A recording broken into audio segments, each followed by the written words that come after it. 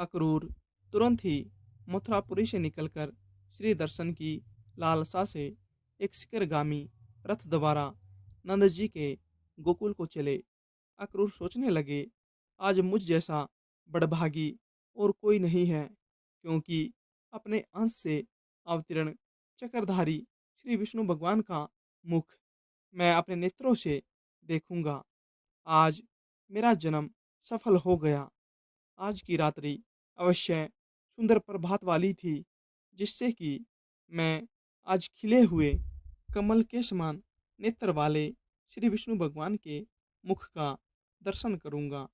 प्रभु का जो संकल्प में मुखर अरविंद स्मरण मात्र से पुरुषों के पापों को दूर कर देता है, आज मैं विष्णु भगवान के उसी कमल नयन मुख को देखूंगा, जिससे संपूर्ण वेद और वेदांत की उत्पत्ति हुई है।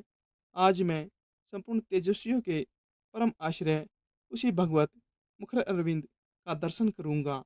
समस्त पुरुषों के द्वारा यज्ञों में जिन अखिल विश्व के आधारभूत पुरुषोत्तम का यज्ञ पुरुष रूप से यजन या पूजन किया जाता है, आज मैं उन्हीं जगत उत्पत्ति का दर्शन करूंगा, जिनका सौ यज्ञों से यजन करके इंद्र ने देवराज पदवी प्राप्त की है।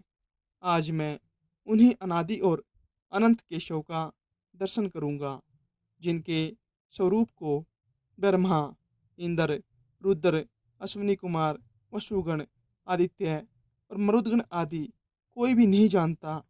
आज वे ही हरि मेरे नेत्रों के विषय होंगे, जो सर्वात्मा, सर्वज्ञ, सर्वस्वरूप और सब भूतों में अवस्थित हैं, तथा जो अचिंत्य, अव्यय और सर्वव्यापक है।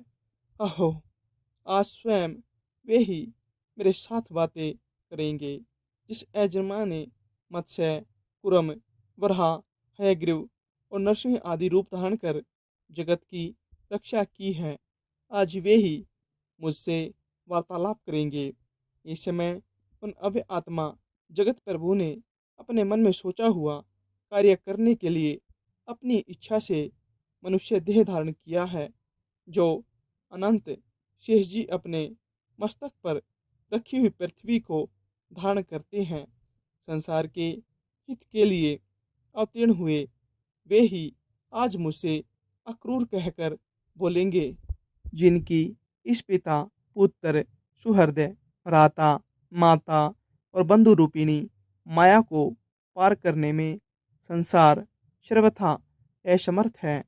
उस मायापति को बारंबार नमस्कार है, जिसमें हृदय को लगा देने से पुरुष इस योग माया रूप विस्तृत अविद्या को पार कर जाता है।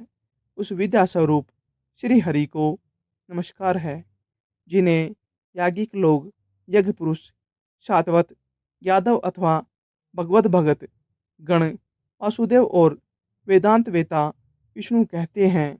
उन्हें बारंबार नमस्कार है, जिस सत्य से यह सदसदरूप जगत उस जगत आधार विधाता में ही स्थित है। उस सत्य बल से ही वे प्रभु मुझ पर प्रसन्न हो, जिनके स्मरण मात्र से पुरुष सर्वथा कल्याण पात्र हो जाता है। मैं सर्वदा उस अजन्मा हरि की शरण में प्राप्त होता हूँ।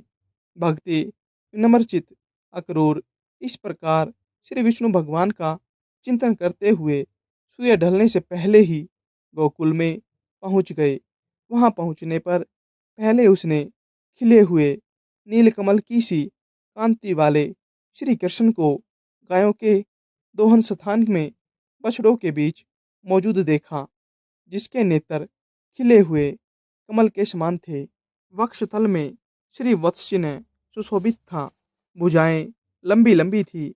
वक्षस्थल विशाल और ऊंचा था तथा नासिक उन्नत थी, जो सविलास हास्ययुक्त मनोहर मुखर अरविंद से सुशोभित थे तथा उन्मत्त और रक्त नखयुक्त चरणों से पृथ्वी पर विराजमान थे, जो दो पीतांबर धारण किए थे, वन्य पुष्पों से विभूषित थे तथा जिनका श्वेत कमल के आभूषणों से युक्त श्याम शरीर सचंदर नीलांचल के समान सुशोभित था।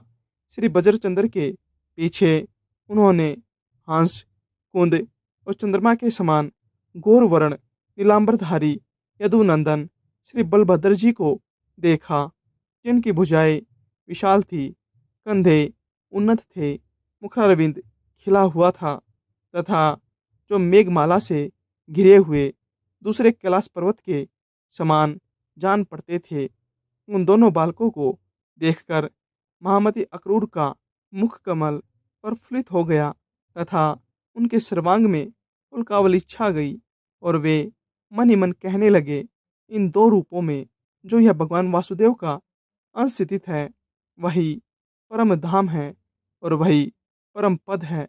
इस जगत विधाता के दर्शन पाकर आज मेरे नेत्र युगल तो सफल हो गए, किंतु क्या अब भगवत कृपा से इनका अंग संग पाकर मेरा शरीर भी कृतकृत्य हो सकेगा।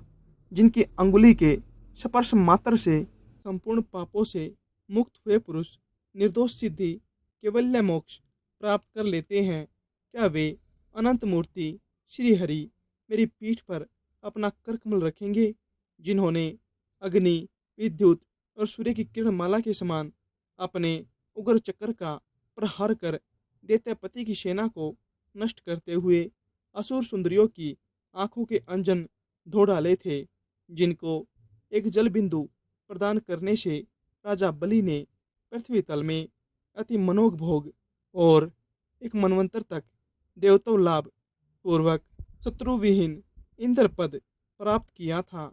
वे ही विष्णु भगवान मुझ निर्दोष को भी कंस के संसर्ग से दोषी ठहराकर क्या मेरी अवज्ञा कर देंगे। मेरे ऐसे साधुजन बहिष्कृत पुरुष के जन्म को धिक्कार है, अथवा संसार में ऐसी कौन सी वस्तु है जो उस ज्ञान स्वरूप शुद्ध सत्व राशि दोषहीन नित्य प्रकाश और समस्त भूतों के हृदय स्थित प्रभु को विदित न हो। अतः मैं उस ईश्वरों के ईश्वर, आदि मध्य और अंत रहित पुरुषोत्तम भगवान विष्णु के अंश अवतार श्री कृष्ण के पास भक्ति विनम्र चित्त से जाता हूँ। मुझे पूर्ण आशा है वे मेरी कभी अवज्ञा न करेंगे।